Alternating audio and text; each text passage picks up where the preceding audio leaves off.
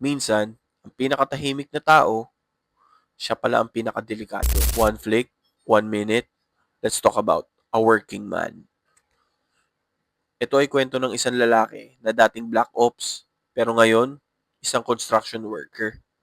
Tahimik ang buhay, walang gulo, until yung anak ng boss niya, kinidnap. Akala nila ordinaryo manggagawa lang tong lalaking to, pero dun sila nagkakamali. Habang hinahanap ang bata, unti-unti niyang binubuwag ang isang underground trafficking syndicate. Wala siyang awa, wala siyang segundong sinayang. Isa-isa niyang pinabagsak ang lahat ng kriminal gamit ang mga tinatago niyang skill sa military ng matagal na panahon.